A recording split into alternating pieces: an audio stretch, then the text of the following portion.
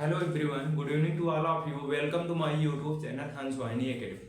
तो देखो, आज का ये जो वीडियो है हमारा, तो उस पर बात करेंगे क्रैक एनी कैंपस प्लेसमेंट।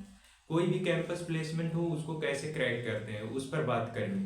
क्योंकि मैंने ऑलरेडी चार चार कैंपस प्लेसमेंट क्रैक कर चुका हूँ जब मैं फाइनल ईयर में था। बट जो सबसे अच्छी कंपनी थी मैंने उसमें ही ज्वाइन किया हूँ। ठीक है, तो उस पर बात करेंगे हमने कैसे क्रैक किया, और जो मेरा एक्सपीरियंस रहा मैं उसको शेयर करूंगा। आप लोग भी कर सकते हो। मैं ये बता सकता हूँ कि आप अगर ये चीज़ें फॉलो करते हैं, जितना मैं बता कन्फर्म है कर लोगे उतना, क्योंकि मैंने ये चीज़ें किया है। ठीक है, तो सबसे पहले समझते हैं कैंपस प्लेसमेंट होता क्या है। देखो, जब आप बीटेक कर रहे हो या डिप्लोमा कर रहे होगे, अगर आप फाइनल ईयर में हो तो आपके कॉलेज में कंपनी आएगी। आप वहाँ पर आने के बाद वो अपना जैसे जितना उसका मतलब रिक्वायरमेंट रहेगा, रिटन एग्जाम इंटरव्यू जो कराना होगा कराएगी। फिर जितने लड़के सेलेक्ट होंगे उनको ले जाएगी कंपनी में, मतलब जॉब मिलता है। ये होता है कैंपस प्लेसमेंट, जॉब मिलता है उसमें। तो इसमें क्या क्या होते हैं, पहले बात करते हैं सिलेक्शन प्रोसेस कितना होता है। Selection process selection process selection process में पहला होता है आपका जीडी। जीडी मतलब ग्रुप डिस्कशन। दूसरा आपका रिटन रिटन एग्जाम। और तीसरा होता है technical interview interview technical interview होता है। फिर चौथा होता है आपका HR interview interview HR interview होता है। और पांचवा फिर आपका मेडिकल होता है, मेडिकल टेस्ट। ठीक है, ये इतने मतलब होते हैं सिलेक्शन प्रोसेस। कुछ कंपनियों में क्या होता है, देखो बहुत सारी कंपनियां जो अच्छी कंपनियां होती हैं वो लोग क्या करते हैं, जीडी कराएंगे, रिटन कराते हैं, टेक्निकल इंटरव्यू कराते हैं, एचआर इंटरव्यू अलग से कराते हैं, देन मेडिकल टेस्ट होता है, आपकी ज्वाइनिंग हो जाती है। तो बहुत सारी कंपनियां ऐसी होती हैं जिसमें सिर्फ इंटरव्यू ही लेकर तो आपको सिलेक्शन दे दिया जाता है। कुछ कंपनियां होती है रिटन और इंटरव्यू लेंगी, आपको सिलेक्शन दे देगी। कुछ कंपनियां होंगी मतलब हर इंटरव्यू तो होता है, हर कंपनी में सब में कराती हैं। कुछ एचआर इंटरव्यू नहीं कराती, सिर्फ टेक्निकल लेकर ही छोड़ देती हैं। तो जो अच्छी कंपनियां होती हैं वो written, technical interview, HR interview, ये सब मेडिकल के लिए इतना प्रोसेस होता है मोटा मोटा सिलेक्शन का। तो देखो इसमें देखो सबसे पहले समझो जीडी में क्या होता है। और इसमें कुछ सिलेक्शन प्रोसेस में आपका एलिजिबिलिटी में कुछ दे देता है। मतलब आप जब कंपनी आएगी कोई, उसमें दे देगा आपका 10th में 75% होना चाहिए, 12th में आपका 75% होना चाहिए। ठीक है, और आपका एज का क्राइटेरिया दे देगा। एज जो होना चाहिए आपका अंडर 23। ठीक है, ये दे देता है। मतलब सब कंपनियों में नहीं देता है, कुछ कंपनी ऐसी होती हैं, मतलब सब में नहीं, कुछ मांग दी। कोई 65% कर देगा कि हमें 65 पर ही चाहिए, कोई मतलब इसको भी 65 कर देगा, कोई 60 ही कर देगा। और एज में कोई मतलब कोई भी एज हो सकता है, मतलब एज का फाउंडेशन नहीं लगाए। कोई कंपनी एज का फाउंडेशन लगा देती है। और मतलब कोई कंपनी लगाती है कि आपका इंटर के बाद गैप ना हो, ये भी होता है। लेकिन सब कंपनियों में नहीं होता, कुछ ऐसी होती हैं जो लगाती हैं कि आपका इंटर के बाद कोई बैग यानी कि ये गैप नहीं होना चाहिए। इंटर हो डायरेक्ट आप मतलब डिप्लोमा किए हो या बीटेक किए हो। या तो इसमें ये भी होता है कि आपका बैकलॉग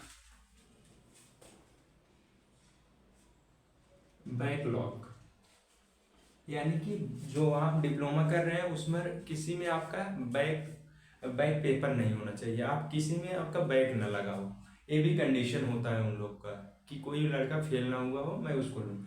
बहुत ये भी होता है कि बैकलॉग कैरी ऑन ना हो, यानी कि जो बैकलॉग हुआ है, अगर आपका बैक लगा है, आपको मान लो आपका फर्स्ट सेमेस्टर में बैक लगा, आप थर्ड में क्लियर कर लिए, तो बहुत कंपनियां होती हैं कि उसको बैठा लेती हैं। अगर आपका कैरी ऑन कर रहा है यानी कि बैक जो है आपका क्लियर नहीं हुआ तो नहीं बैठने देती। कुछ कंपनियां होती, कुछ बैठने देती हैं, तो ये सब उनका क्राइटेरिया होता है अलग अलग। देखो जो मैं बताऊंगा यहाँ पे सब चीज़ रियल रहेगा, ठीक है। यहाँ पर मतलब एकदम रियल इंफॉर्मेशन मिलेगा, जो रियलिटी है वो चीज़ मैं बताता हूँ, ठीक है। कोई फेक चीज़ नहीं बताता हूँ, जो मैंने उसको मतलब एक्सपीरियंस जो मेरा है, मतलब मैं वहाँ पर पढ़ा हूँ, ठीक है, इंटरव्यू दिया हूँ कैंपस में, मतलब प्लेसमेंट में बैठा हूँ, लगभग 3-4 कंपनियों में बैठा हूँ, 5 कंपनी में बैठा हूँ, जिसमें से 4 मैंने निकाल भी लिया था, ठीक है। तो बट एक ही में ज्वाइन किया हूँ, ठीक है। यहाँ का भी एक्सपीरियंस मैं देख रहा हूँ, तो हर चीज़ के मतलब उस फील्ड के बारे में मैं आपको एकदम रियलिटी बताऊंगा, ठीक है। फिर आगे क्या होगा ये चीज़ भी बता। अभी तो बात करते हैं कैंपस प्लेसमेंट के बारे में। तो ये बैकलॉग नहीं होना चाहिए आपका, ये भी दे देता है क्राइटेरिया, ठीक है। फिर जीडी में क्या होता है, जीडी में देखो आपका कोई एक टॉपिक दे दिया जाएगा कि आपको उस पर बोलना होगा, जैसे इन्वायरमेंट पे दे दिया जाएगा, कैशलेस इकोनॉमिक्स पे दे दिया जाएगा कि आप बोलिए उस पर। जो अच्छा बोलेगा उसको सेलेक्ट करते हैं, इसमें पास कर देते हैं, जो कुछ नहीं बोलेगा उसको रिजेक्ट करते हैं। तो ये इसमें जो अच्छा बोलता है उसको सेलेक्ट करते हैं। देन उसके बाद आपका रिटन एग्जाम होगा। रिटन एग्जाम में भी आपका जैसे अगर 100 क्वेश्चन दे रहे हैं लोग, तो आपका 50 क्वेश्चन जो होगा नॉन टेक का होगा, मतलब जी के जीएस रीजनिंग होगा, और जो 50 क्वेश्चन और होगा वो आपका मतलब टेक्निकल होगा, जो आप पढ़ रहे हो, या तो मैकेनिकल इंजीनियरिंग हो, इलेक्ट्रिकल इंजीनियर, तो उससे संबंधित होते हैं। कोई भी इस मतलब हर कंपनी का अलग अलग होता है, कोई कम ज़्यादा भी कर सकता है ट्यूशन, ठीक है, ये फिक्स नहीं रहता, ठीक है। ये होता है। फिर रिटन के बाद आपका टेक्निकल इंटरव्यू होता है। टेक्निकल इंटरव्यू में जो आप पढ़ रहे हो उसके बारे में पूछते हैं, ये टेक्निकल इंटरव्यू हो गया। देन इसके बाद आपका एचआर इंटरव्यू। एचआर इंटरव्यू में नॉर्मल होता है, मतलब भाई आपसे पूछते हैं कि आपने मतलब यहाँ पर 3 साल पढ़ा, 4 साल, आपको सबसे अच्छी चीज़ क्या लगी, आपके अंदर कमी क्या है, ओवर टाइम बुलाया जाएगा तो कंपनी में काम करोगे कि नहीं, तो ये सब चीज़ें पूछते हैं वो लोग, मतलब नॉर्मली होता है। देन इसके बाद आपका मेडिकल टेस्ट होता है, ये भी मतलब बहुत ईजी होता है, हो जाता है सबका, ठीक है। ये सब रहा है इसका सिलेक्शन प्रोसेस। अब हम बात करेंगे कि अगर कोई भी कंपनी है, आप उसका इंटरव्यू देने जा रहे हो, तो उसको कैसे क्रैक करोगे, मतलब मतलब आपने रिटन क्वालिफाई कर लिया, आप इंटरव्यू देने जा रहे हो, इंटरव्यू कैसे क्वालिफाई करना है उस पर बात करते हैं। देखो इंटरव्यू मतलब कोई भी कंपनी हो, ठीक है, यहाँ पर लिख दे रहे हैं,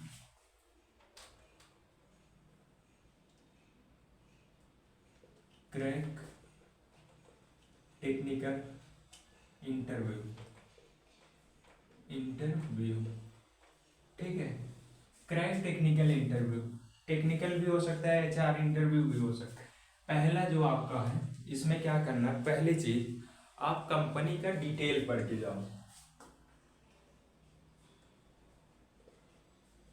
details of company,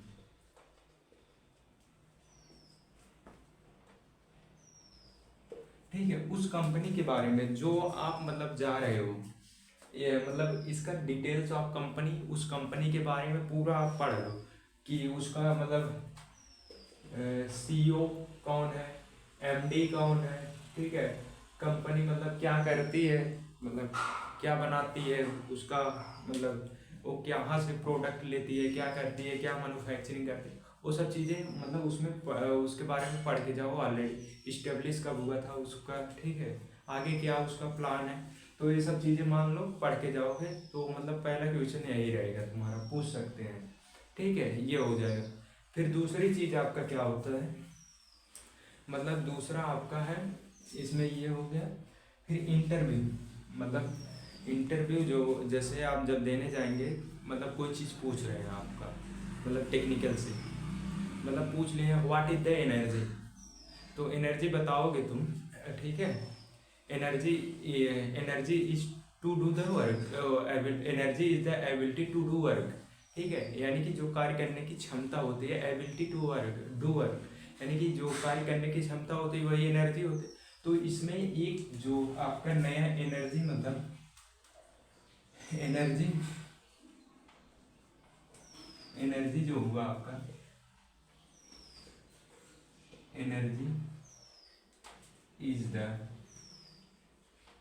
to do work, ठीक है। आपसे कोई डिफिनीशन पूछा गया वहाँ पे इंटरव्यू में, मान लो एनर्जी, एनर्जी का पूछा गया, आपने ये बोला energy is the two do work, energy is the, यहाँ पे एबिलिटी, फिर से लिख दे रहे हैं, ठीक है, एनर्जी इज द